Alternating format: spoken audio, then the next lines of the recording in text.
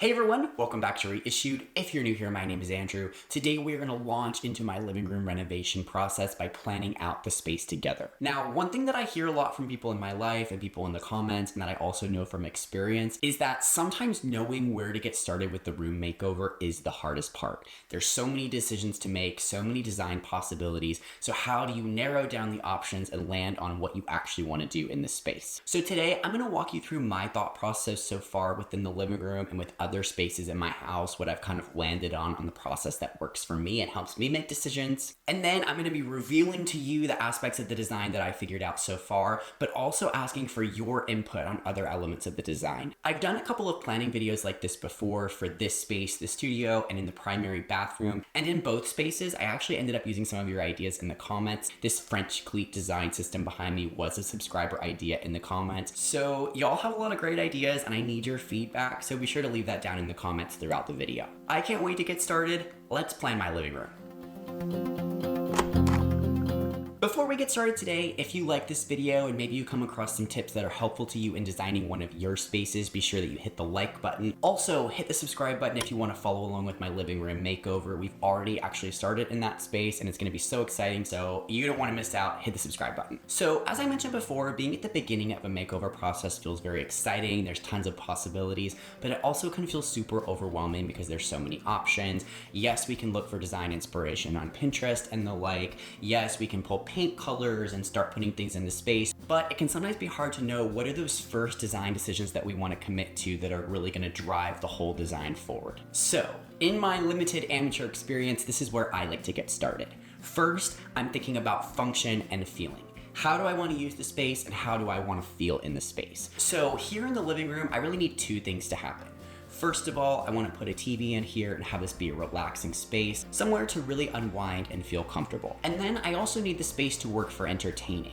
My house is broken up into smaller rooms, which I really appreciate, but my dining space isn't particularly large. My kitchen is great for cooking, but not really great for having people kind of hang out while you're cooking. So I really need the living space because it is a big room. I need this to be the landing space so that if we have guests over to the house, if we're having a party, if we're having a dinner party, that can sort of be a place that we can congregate if we're not at the table eating. So with that in mind, we need this to have lots of seating and lots of surfaces for drinks and food and that sort of thing. And now when it comes to the feeling, how I want to feel when I'm in this space, I think that something kind of dark and moody and cozy feels appropriate for this space. If you're watching TV, you want to be able to block out the light and you want to be in an area that feels a little bit more enclosed and not so expansive or bright and airy, at least I do. And then for the entertainment element, I like spaces that guests are in to be a little bit more exciting, to have some interesting things to look at. So yeah, lots of things that we're trying to do here in this room. Speaking of function and feeling, let me take my daily vitamins. These are Groons,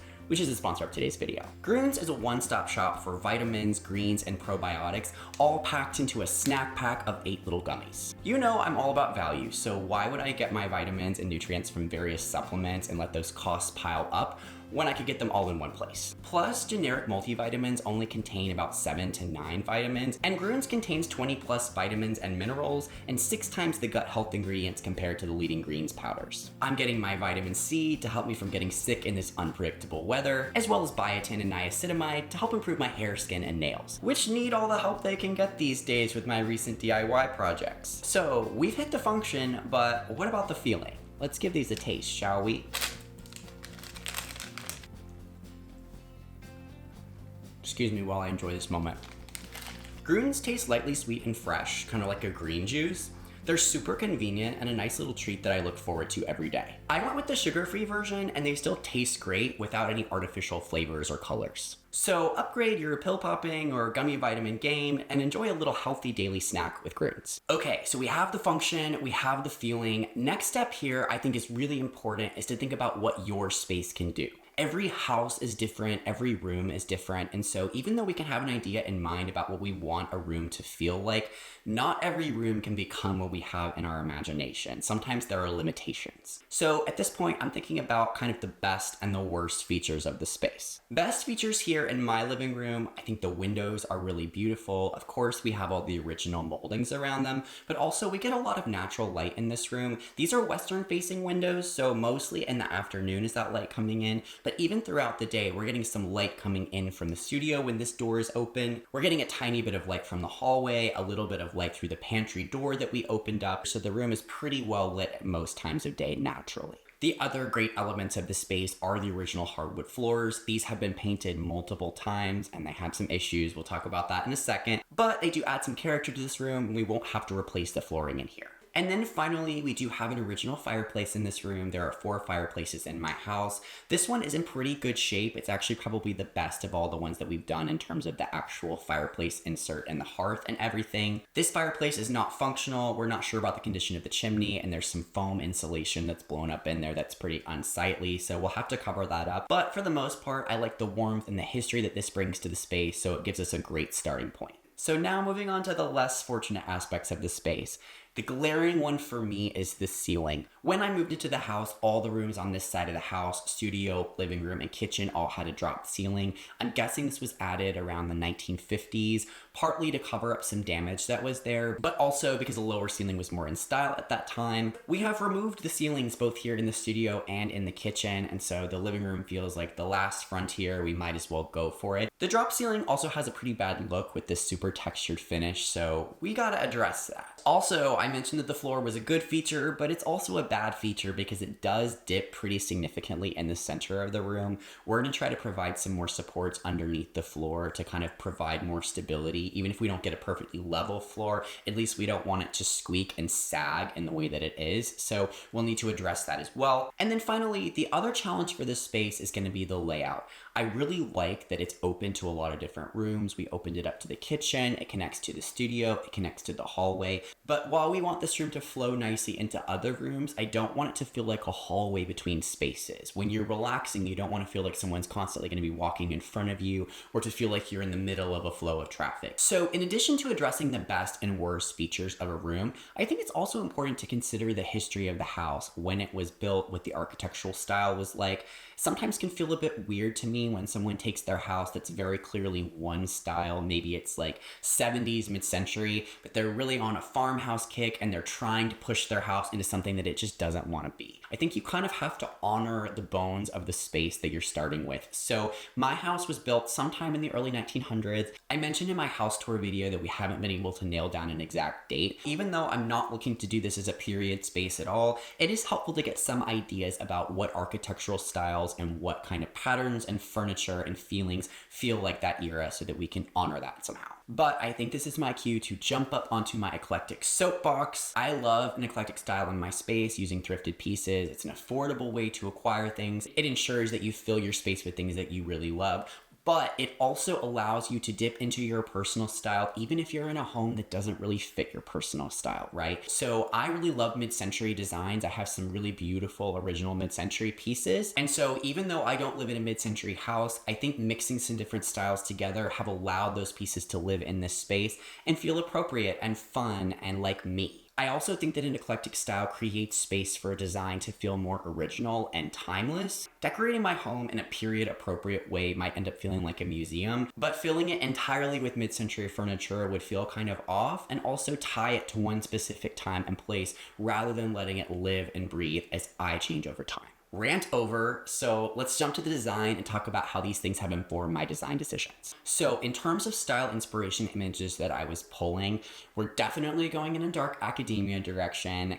Everybody's done it, but one more reason to do something that's eclectic so it doesn't feel like the same dark academia room that everyone else has done. But yeah, I feel like that's both period appropriate for my house. It feels like it's gonna have the warm library kind of feeling that I want for this space. I'm also thinking about sort of a jazz lounge vibe, to have a space that you're entertaining in that has some low lighting, that feels a little bit more glamorous and more opulent or presentational than just a standard dark academia library. And then my final inspiration is like a Gryffindor common room kind of vibe. I remember reading those books and watching those films and just feeling like you want to hang out in space. The furniture looks comfortable. It does have that dark kind of castle-y feel, but ultimately it doesn't feel formal or unapproachable. It feels comfortable. So Gryffindor common room. Okay, we've pulled some inspiration images and have some different style influences that we're pulling from. The next step here in the process is something that I'm calling the only choice is the right choice. Now, I have no doubt that there are some design minds out there that have an ability to put together a space with zero limitations. They just have the eye and the knowledge and whatever. I am not one of those people. I do really well with limitations, and so when I do not have limitations, I feel overwhelmed. So sometimes when I'm on the fence about a design decision, I think it's best to narrow down what feels like the only choice and make that be the right choice. So here in the living room, a lot of our initial design decisions are coming from solutions to tough problems, starting with the dropped ceiling.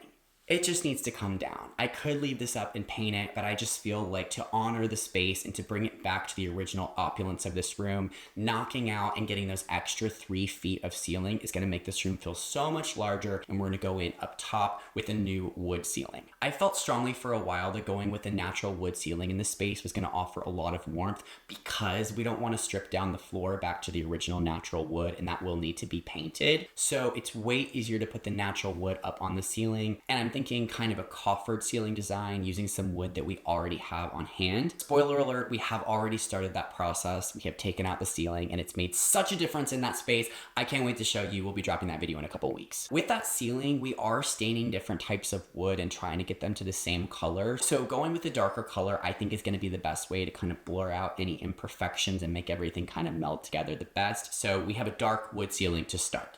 First decision. Second big decision that's going to drive this space is going to be the floor color. With the floor issues, we are going to jack up the floor a little bit from underneath and add some new support. That likely won't get it entirely level, but it will make it supported and keep it from squeaking the way that it does now. We know from experience when we strip the boards like this from the old back porch that we put on the kitchen range hood that these boards are very deeply grooved, and so it's very hard to get all of the paint out of those grooves. So I think that painting the floor is going to be our best bet here. Within the living room, I was afraid to go with a dark color because I didn't want to go with something that felt like it was trying to be wood, but I feel like going with a light color, now that we have this dark ceiling, it's just going to feel like they're kind of at odds in terms of what the room is supposed to feel like. So after looking at a bunch of reference images and seeing how other people have painted their floors, they either go really light or they go really dark, or they do sort of a checkerboard thing, which I think looks awesome, but I kind of hit that note in the kitchen already. So with those options, I think a dark floor is the best way to go. It doesn't hurt that I did see a photo of the space with a dark floor on a previous listing. I think it was from like 2017 when this house was listed for sale, and I think that the dark floor looks good in this space. Okay, so we're narrowing things down here. We're starting to make some decisions. I think the next good place to go is to start with what you have in terms of furniture, either things that you've acquired at an affordable price or the things that you already have in your life that you love, your must-have pieces. So for me, there's a couple things in this space. The first thing is the sofa. I purchased this leather poly embark sofa at a liquidation center a couple years ago for $1,200, which is on the high end of the spectrum of spending for me. So I really liked the leather quality on this piece. I liked the warm kind of natural color, so we want to use this in the space. The second element that I really wanted is cabinetry to do a very large built-in wall in this space. I got kitchen cabinets almost 3 years ago, I think, at the REISSUED. Those are going to be the base. I found all these IKEA Hemnes units at a different REISSUED last year that are going to make the shelves up on top. I have some trim pieces that I've thrifted. This is going to be a big puzzle that we'll put together in the coming months. Two other items that must go in this space. One is the leather jacket chair that I completed a couple of weeks ago. This has been a long-standing project on my channel and we finally wrapped it up. I have always thought about this chair going in this room, so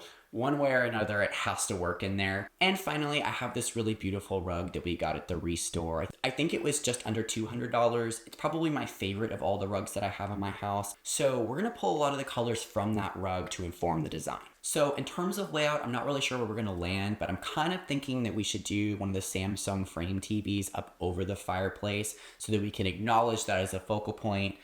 I know that seems cliche and some people don't like it, but I think that's going to be the best option for this space. Then I think we're probably going to end up with the sofa and the chair in kind of an L shape. And then I'm thinking that it could be fun to do some smaller chairs kind of flanking the fireplace, maybe with a really small table in between. I don't want this room to have too much furniture, but I do want to have good options for seating, so I don't know. Now, when it comes to the next set of decisions, I want to remind you that it's okay to not make every decision at the beginning and that we can take one step at a time. So we're doing the ceiling first. We're seeing that dark color go in. We're going to paint the floor. We're going to put in the built-ins, and then we're gonna see how the room feels. Initially, I had thought about painting all of the rest of the walls in the room kind of a light creamy color to lighten things up.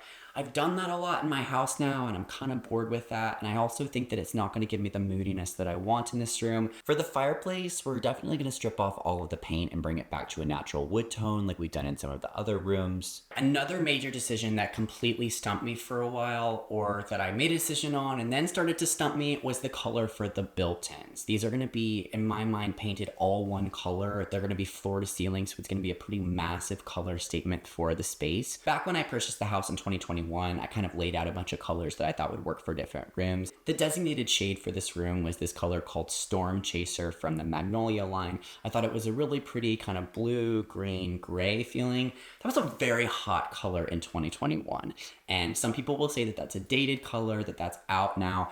I still really like that color. I liked it enough to actually buy a gallon of that a couple years ago. So I had that paint on hand. I pictured the built-ins in this color. I thought about what I want to put on these shelves, and I thought that something more mid-tone would be good because you can put something dark on top of it and it still shows up, or you can put something light on top of it. So I'm going back to my gut and sticking with this shade called Storm Chaser. I don't care if it's not trendy anymore. I know that I can make this room look like nobody else's room, so we're gonna go with that. So I've thought about wrapping the Storm Chaser shade all around the room, but I don't want it to feel too dark or cave-like. So we're gonna start by doing those first steps and then see how the room is feeling.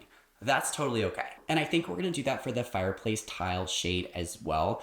We actually, I think, are not gonna tile this fireplace, but I'm gonna try to go in with a paint and resin treatment to create something that looks like tile, just because there is a very smooth concrete surface here and that the tile might be too thick and it would kind of come out over the fireplace grate. And we don't really wanna move those around because we don't know how crumbly the chimney is, but I've thought about this going kind of green, or maybe it needs to be a lighter shade, or maybe like a really dark, moody black charcoal kind of shade.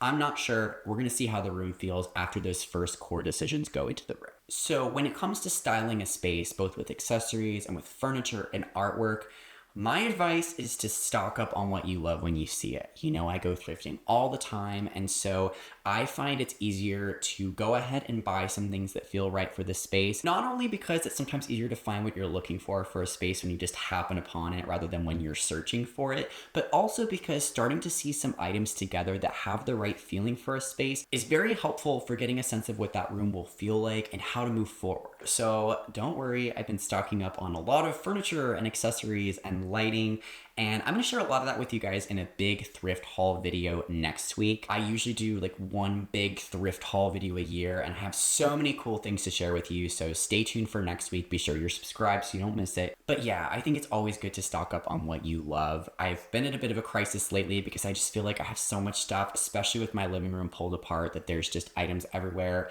And I feel like when I don't buy something, then I wish I had it later, but then I do buy it and then I feel overwhelmed and I don't know what to do with it. So it's not a one-size-fits-all solution, but I do find it's a good way to get some pieces in the space that you really love and that feel like they're gonna drive the design to a more unique place. Okay, my final tip here is to phone a friend.